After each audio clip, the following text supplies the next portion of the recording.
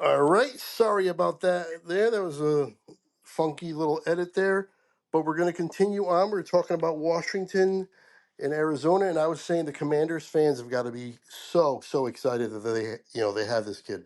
Oh man, they are just dancing in the streets. I'm sure this is they have their guy locked in for years now. And they are firing on all cylinders. And there's two reassessments that come from this game for me. One, and listen, I was already getting very high on Daniels, but this makes me high on the Commanders. And I gotta ratchet back on the Cards a little bit.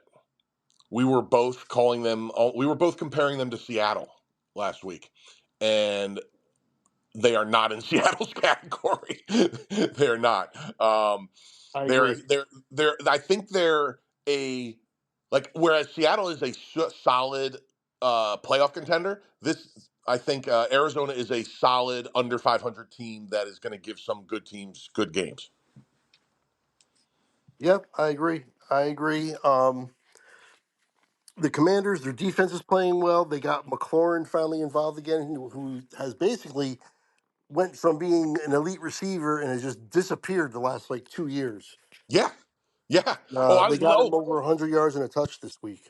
when we were when we had our technical difficulties, that's where you stopped hearing me because I went off on this rant about how Terry McLaurin must feel like he got out of a Russian gulag after a 2-year prison sentence. You know, he is back and badder than ever, man. And we all knew he was a player, but he needed somebody to throw him the damn ball, and then he's got the guy. Terry McLaurin is now 1,000-yard receiver again, Yeah, I wouldn't doubt it for sure, for sure. So yeah, Washington's going to be an exciting one to keep an eye on. no doubt. Okay, San Francisco rights the ship 30-13 over New England. Uh, is New England becoming who we thought they were? Yeah, that's the perfect way to put it because they were very impressive the first 2 weeks relative to what they were supposed to be. They weren't world beaters or anything, but they were impressive given that they could be in contention for worst team in the league. But they're back to contention for worst team in the league. I agree. San Francisco, they're still banged up, but they did what they had to do here, 30-13 at home. We both call this one. We both got this one right. Um, yeah, not overly, nothing crazy, uh, fantastic, really. I mean, Brock Purdy played a good game, but at this point for San Francisco, they just got to get healthy. They're really beat up and banged up. Yeah, they are. I mean, but they did get Debo back this week, which was big. Right. Uh, And Jordan Mason's playing great, but, he's not McCaffrey. right now, and finally, some news came out about McCaffrey that they're going to start trying to bring him back. What was it around? Start practicing around week 8, I believe it was, and try and bring him back around. I forget now, but then a day after that, it came out that he has the same issue, this Achilles tendonitis in both feet. Oh, geez. Yeah, so I think it's as likely that he's back week 12 as it is that we don't see him until next year. Yep, I totally agree. Um, hey, Jordan Mason, though, 123 yards on a pretty good defense.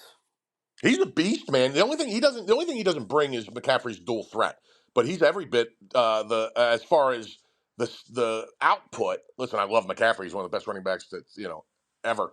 But but he's producing the same way McCaffrey does as a running back. But he's not going to give him anything close to what he does as a receiver. Right. But yeah, so San Francisco, we'll see where they go from here. Um, but they did what they had to do here. All right. Yes. Um, Oh, by the way, your upset pick was Carolina. Didn't get it right. Mine was this next game. I also didn't get it right. But we got the game right. Kansas City over the Chargers. We both picked it, and we were both right. We both it was 17-10. Chargers were my upset because I just haven't liked the way Kansas City's playing, and I still don't like the way Kansas City's playing. And now they have Pacheco hurt as well. They're all beat up, and now Rice is out for probably the year Yep. and just awful. And they're down to no receivers again. But last year they didn't have any. They still won the Super Bowl. So who knows if it's going to really matter who they might add? They might add somebody. Devontae Adams, as you mentioned, would be a possibility. You never know who. There's actually more trades now in the NFL than there ever used to be. Trade deadline was not a big deal in the past, but now it is, and people actually do move. So we might see somebody go over there. But for right now, they're just kind of getting by. And every one of these games is the same where they might lose. Like the Chargers got out to a 7-0 lead and then got the ball back. I was like, not like Philadelphia because they're still winning, but in the same sense, they're still not. They don't look right. They're still not what we're expecting. They're just not. They're not coming out and playing well at all, in my opinion. They're still got a lot of questions, but they are winning. You got to give them credit for that. They're winning, but for me, it doesn't look good. It doesn't look good. No, that's for sure. And listen, and the difference between Philly and the Chiefs is their defense. Um, their defense is playing very well, unlike mine, Yes, my yes. teams. And the other difference is between the Chiefs and the Eagles the last 12 games or so is they. Oh, Okay, Al, just so you know, I had another call, and I just this time it worked fine. I got past it, but it's going to be a funky edit for the viewers. So just go back and start that over if you can. right on. No worries, no worries. So yeah, so the difference between the Chiefs and the Birds is that the Chiefs have a better defense by far. They also, unlike the Eagles, the last half of last year and this year so far, are winning these types of games. You know what I mean? These are the type of games that at the end of the year give you a number one seed instead of a number four seed. And and Right. you Hey, know, they're 4-0. You got to give yep, them credit.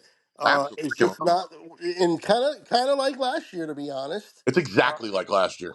Right, where they just don't they don't look like they're going to win the Super Bowl. They don't look much better than anybody else, but they keep pulling these games out, and that's exactly what's happening again this year. They're just pulling the games out. I mean, they scored 17 points. I mean, Yeah, yeah, but it was enough because their defense is playing very well, like you mentioned. exactly. And the Chargers aren't exactly world beaters yet either. So this game probably shouldn't have been that close, but it was. So again, lots of tough tea leaves to read in these results for sure. But everything I said last week about liking, the where they are this year a little bit more than last year was based on the fact that Rashee Rice was in year two, not trying to figure it out as a rookie. Well, that's gone now. Um, Now, if they are stubborn again and refuse to go after a receiver, and it doesn't even have to be Devontae Adams, just somebody that's a quality NFL receiver, it just I mean it just would blow my mind. So you're looking at, I mean, Xavier Worthy looks like a nice player. He had a heck of a game when Rice went out. They finally went to him, like, they fed him instead of giving him 3 touches a game, and he looked great. But he's young and he's going to have ups and downs, and he's a boom or bust kind of guy. Um, but I mean, name me the other receivers on this roster. You know, Yeah, like there's that Justin something guy, and there's there's like, who are they throwing the damn ball to? So Kelsey did step up and have his first good game of the season. yep. Um, that's big to know that that's there when they needed it. I think And they're just holding him back to some degree. well, I think that I was kind of the plan coming in. So yeah, he's yeah, healthy Kelsey in the playoffs and all that, right? right. But I think now they might be forced into just going back to him full force again. I agree. And there is one other factor with this team that was big this week, and that is the reemergence of Kareem Hunt, who looked Yes. really good, is going to take that job right away from the rookie, whose name I'm blanking on right now, and I'm never going to remember again because he's never going to get another real big opportunity again. Um, Yeah. and Kareem Hunt looked good. He fits this offense perfectly. So if he can be 85% of Kareem Hunt 3-4 years ago, it's going to help them a lot because they need a guy. Mahomes loves working with a guy he can dump the ball to, and they haven't had that guy this year with McKinnon off the roster, and none of the other guys have emerged. Totally agree.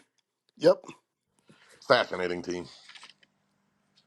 Be interesting to see where they go. They're gonna trip up a few times. They're gonna lose something. It'll be interesting to see who's able to actually take them down. But we'll see.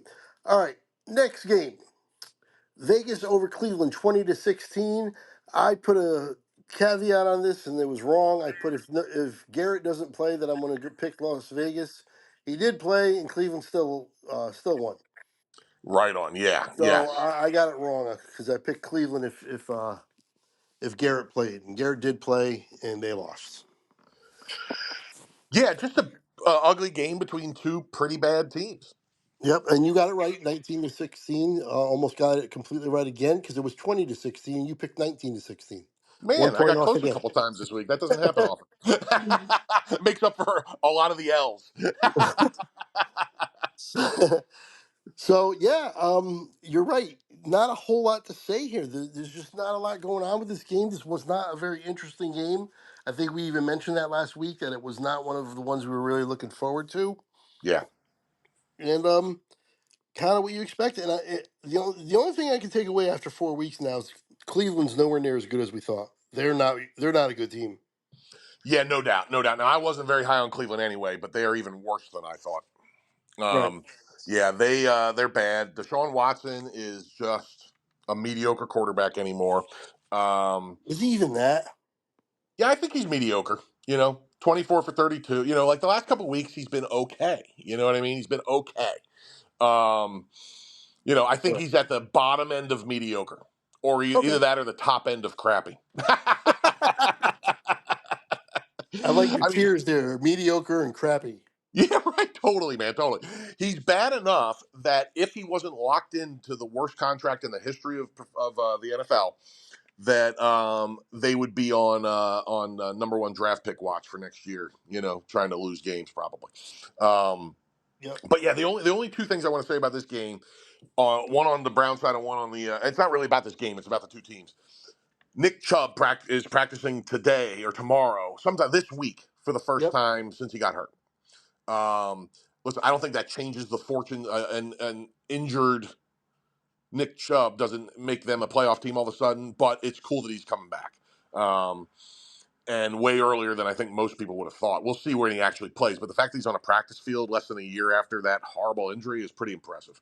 Yep. Um, and also, the Aiden O'Connell watch for those that, that give a crap is on in Oakland because Gardner has not played well ever since he had that one game where he got the speech from Max Crosby and he played really well the rest of the game.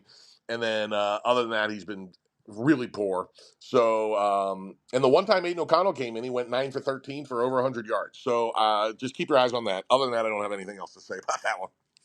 All right. Good stuff there. Very good. All right. Next game we were looking forward to turned out to be a complete destruction there. Baltimore 35-10 over Buffalo. I had Woo! Buffalo. You actually picked Baltimore, but you had them winning by one. Yeah, Uh, right. Yeah. um, so that's two in a row wrong for me, two in a row right for you. But this is so hard. This league, man. This league So is funny, just man. so hard to predict. You can't predict anything. There's nothing that goes week to week. Everything changes. Well, here's the thing, man. Listen. I've been so wrong on so many things. I'm going to take a minute to pat myself on the back on this one because I called it, and I called it for the right reason. I called it because the Bills' run defense stinks. And on the first play of the game, Derrick Henry runs for an 87-yard touchdown. Yeah, he Derrick- ended up with 199 yards. they tried so hard to get him that 200, and they couldn't. A a friend of a friend lost a $500,000 prop bet on $5 because Derrick Henry didn't get that extra yard. Oh my God. Yep, it was tied into like seven other things, and Derrick Henry had to get 200 yards for him to win 500 grand. He got the other six, and he didn't get that yard. Oh, that's horrible. I know, man. I couldn't believe it. I felt so bad for the guy. Uh, but yeah, no. Listen, Derrick Henry is still a beast. Him and Justice Hill are one of the best 1-2 combos as far as what they bring that I've seen in quite some time. I mean, that is one hell of a 1-2 punch. They both bring different things. Justice Hill caught 7 passes for what was it? I have it somewhere. 6 passes for 78 yards and a touchdown to complement Henry's 24 rushes for 199 yards. I mean, it's Yeah. when they play teams with bad run defenses, they're going to be hard to beat. Right. It's just you know, tough to get past those first two games, and now they're only 2-2. And the way Buffalo looked, they just looked like they were going to be able to still. keep up with them scoring, even if they lost the game because they gave up 35. You would think they would have gotten over 20. The way they were playing, 20, 25, 26, 27 points, something like that, and they got No, 10. no doubt, my man. No doubt. Perfectly put. And here, much similar in a sense to what I was saying about that Eagles game turning on the Jalen Hurts strip sack to from total, like Eagles could have gotten back into it to now it's a total ass whooping. You know what I mean? Right. The Ravens, I'm sorry, the Bills offense coordinator Joe Barry, I think his name is right. Yep. He made one of the dumbest calls, and then they came out and everybody talked about it. Said, "Yep, bad call. Mea culpa." The head coach was like, "Yep, bad call. He's going to learn from it." Did you see the trick play that went wrong? This Uh, fucking call, unbelievable, Craig, I unbelievable. I might I'm blanking on it though. Okay, no worries. I'll break it down. So it's 21-10. The Bills had just scored their first touchdown in the early first drive of the third quarter. They get the ball right back. They start driving down the field. Their offense now looks good on a drive and a half for the first time all night. They're driving, driving, driving, and all of a sudden they do this weird ass trick play, which I don't even know if I can describe properly because I don't even know who got the. Josh Allen lined up as a receiver. Somebody took the snap, and then there was two pitches, and then Josh Allen gets the ball, and it's supposed to be some kind of Oh crazy man. yeah, I did see that. Yeah. Okay, well, he got two people hurt on that play. Josh Allen came back and played. He's fine, but he got dinged up and he limped off the field. He got his arm cranked on when he was chucking the ball as hard as he could. And there was an offensive lineman that got dinged up on the play. And what was it? And so Josh Allen got strip sacked. The Bills get the fumble. Now instead of going down and making it 21-17 or 21-13, it's now 28-10 because the Ravens go right down the field and score. Oh man.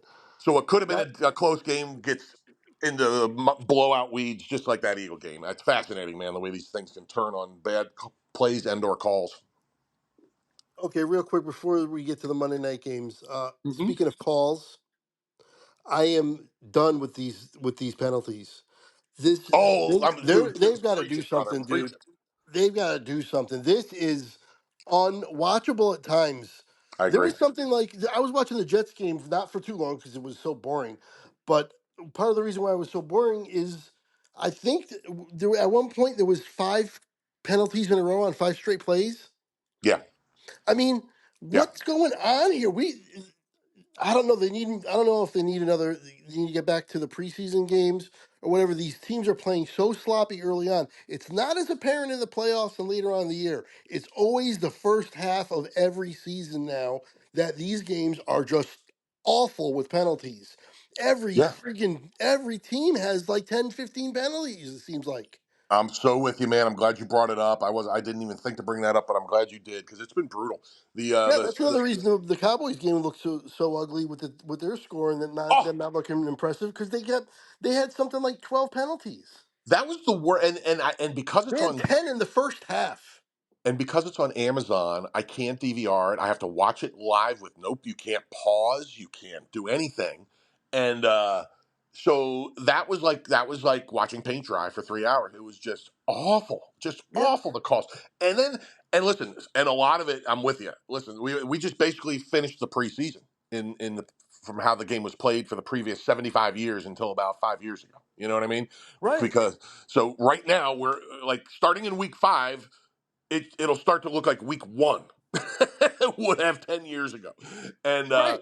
Because now it's these teams are finally getting a little bit of a rhythm and getting their feet under them. But up until now, it's just been, like I said, unbearable, unwatchable at times. brutal. And it's just one after every single play now. I look to see if there's a flat. Like I'm almost expecting one. Well, yeah, and every year they have some new emphasis thing, something that the refs are supposed to be staring at real hard. And this year, it's that freaking illegal. I think it's called illegal procedure when the guy's lining up and they're slightly like half a foot. too far back at the right or left tackle. Remember the Yeah, and right tackles were getting further and further back over time, and I guess they made it a point of emphasis in the offseason to get them back closer to the rest of the offensive linemen. And they called it that one game, man. Was it the Ravens game? I can't remember. In week one, they called that like 5 times on the same team, like 3 times on one guy, 2 times on another guy. It was like we're making our point tonight, and you looked at it and you're like, I don't even know what they're doing. I don't even know what they're doing wrong, you know. right. I mean, but a lot of these things are actually happening, like the holding calls and stuff. They are holding, and I think it's just because these guys, they're not getting enough practice time. Yeah, it's a combination of everything, and it is just it's produced some ugliness. And I swear, sometimes these dudes just want FaceTime, man. These refs. There was what was the college game 2 weeks ago? I'm not going to remember now. I can't remember, but they literally called penalty after penalty after the announcer in the game actually said something about the ref wanting FaceTime. It was that bad. Yep. I've heard announcers all over the NFL week after week, like kind of getting frustrated with the penalties. Like, geez, another flag. Like, it's just nonstop. I don't know what can be done because these guys are breaking the rules. You can see the penalties are legit. Other than maybe that illegal procedure is there's a gray area there, but it's got to go back to the practice time.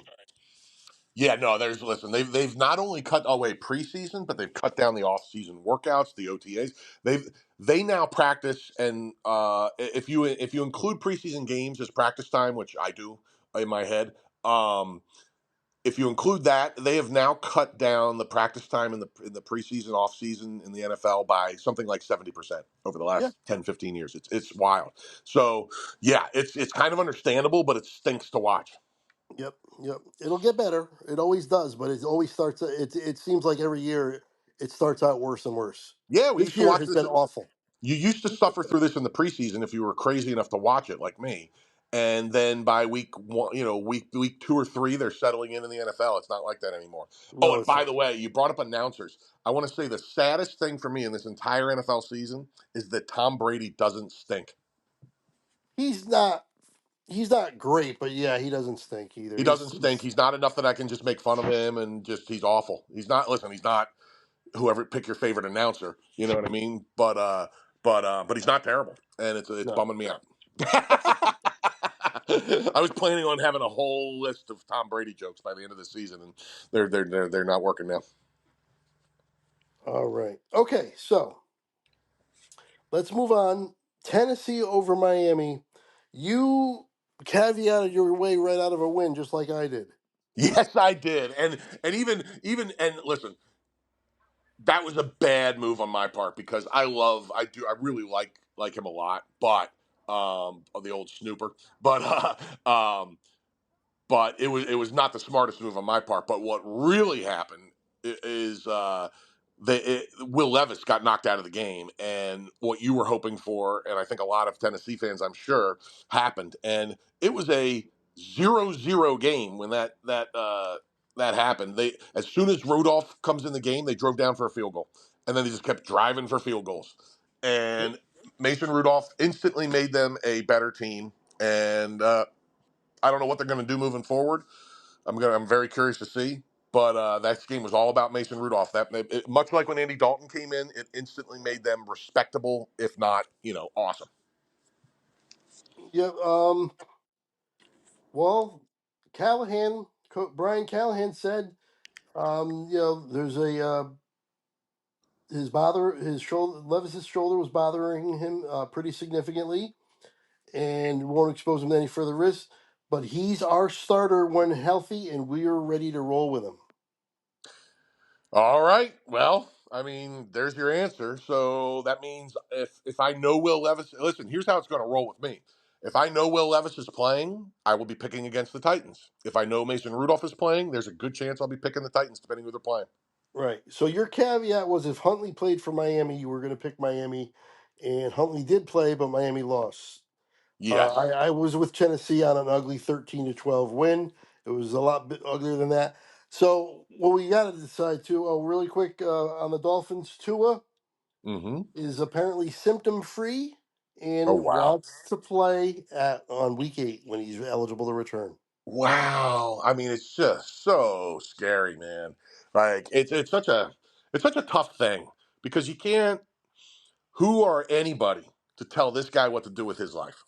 Right. But but I tell you who? what, if he gets one more, then they gotta tell him what to do with his life, which is Well, not we said playing that anymore. last time, man. Everybody said that last time when he took that suplex 2 years ago, or when was that? Yeah. I mean, that was like everybody said, "Oh man, either that's it or one more and he's done." But here we are. You know what I mean? Right. Right. Here we are. And listen, Muhammad Ali was boxing with Parkinson's for crying out loud. You know what I Yeah. mean? So like this stuff happens, but it sucks. It's scary, and I just feel bad for the guy because he's one hell of a player, and I don't know what I would do in his spot. You're a competitor.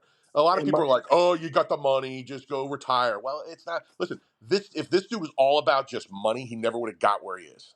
right. And Miami is completely a dumpster fire without him. A Completely. total dumpster fire. I can't pick them to win anything the rest of the way with him not there. Just yeah, just awful. I'm with you, man. I'm with you.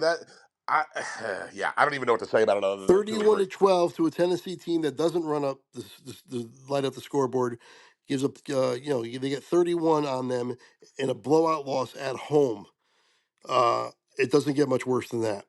No, I agree. I agree. And here's the crazy thing about the Titans and the Levis situation.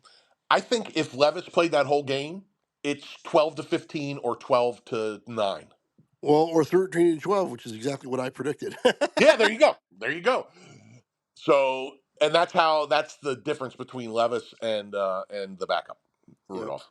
So that's wild, man. That's got to be a tough spot as a coach because the GM's on his ass, because hey, he was a high draft pick. We gotta try him and find out what he is. And in the meantime, he's like, yeah, but I kind of want to keep this job. Uh, Fascinating. okay, the last game that we're going to go over here, the last game of the week, Detroit all over Seattle, 42 to 29. But this was a fun one. We both picked Detroit, so we both got it right. Um, Tell you what, though, Geno Smith, wow, he Yeah. put up some numbers. Holy crap, He man. threw the ball, first of all, he threw the ball 56 times. He had 38 to 56. 395 yards. Unbelievable, man. Unbelievable. Incredible. Wow. Yeah, man. No, I mean he's just it's so cool to see. I mean, talk about resurrecting a career, and we're 3 years into it now, so we're getting used to it, but it's still a cool story to me. Heck of a player. That the three receivers that they have there are just it's fun. Got to be fun for him tossing the ball around to those guys. Kenneth Walker comes back, scores 3 touchdowns. Uh, Yeah. yeah, and we're talking about the team that lost the game. By the way, there's all these positives, and they lost by 14 points or whatever. So Yeah. that Yeah. Yeah. that's how good the Lions played. Do you think Detroit is running the ship, or was this a fact of two good teams and they were the home team? Yeah, I think Detroit's for real. I mean, Well, they're yeah. I mean, we know what they were coming in and what we were expecting, but they stumbled around a little bit. But it seems like they're riding the ship. Last week they got the big win on the road. Um, I know it was Arizona, but they pulled that one off. And, they seem to be maybe they're hitting their stride now. I know yeah. Dan Campbell really took that loss to heart that he blamed himself. Yep. Uh, and they're just a really good team. They're really talented. They're one of the best in the league, and I expect them to be there right at the end. I agree. I completely agree. And I don't want to gloss over one of the cooler stat lines of this season.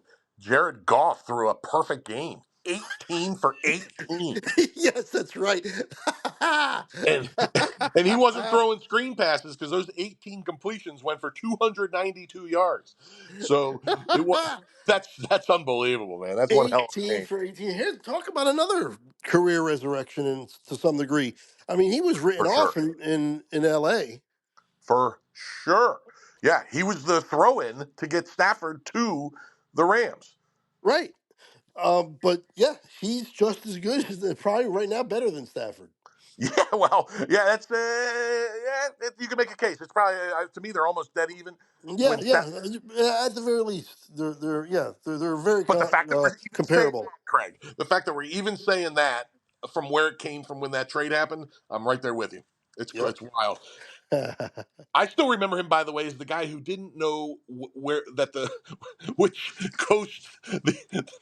Sorry, it's hard. It's so funny. It makes me laugh. He didn't know where the sun sets when he was on Hard Knocks his rookie year with the Rams. He didn't That know where sets in the West. he didn't know whether the sun sets in the east or the west. And I remember because they were flying in a helicopter, and he was thinking hard about it, like he was doing a Sengoku puzzle or something. And he never came up with the right. He didn't come up with the right answer. Wow. And I was like, this guy's way too dumb to play quarterback, and here we are. So it's good for him, man. It's cool to see.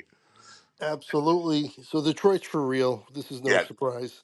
agreed. Um, well, for the week, we go 10-6 for me, 9-7 for you, and that puts us dead even again, 37-27 for both of us. Dead even after 4 weeks, man. That's pretty cool. That's pretty cool. Yep. All righty. Well, we have that little edit in there, so I do apologize a little bit in there for anybody who's heard that. Um, some things we just can't avoid, no matter how many people I tell to not bother me at this time or whatever. I still get. You know what I got that ruined it earlier was the scam call. Oh, boo. I swiped it away, and I thought maybe it would just keep going because that's what happened the second time I got a call, which was another telemarketer, and that call was fine, and we were able to continue. The first one, it actually disconnected us, so I'll be doing some editing. But anyway, hopefully you guys enjoyed the review, and you're going to stay tuned for the preview of Week 5. Al, we're going to come right back with that. Let's do it, my man. I mean, we got to keep plugging forward and build this wall between us and 500 in our picks. Absolutely. But yeah, Week 5's preview is also pretty challenging, and there's less games now. First week of the buys. Yeah, absolutely. Absolutely. Good call. Good call. Yep. And thank goodness for my Eagles. Yep. Okay, everybody. Hopefully, you guys enjoyed that, like I said. And stay tuned for the preview for Week 5. But until then, I will see you later.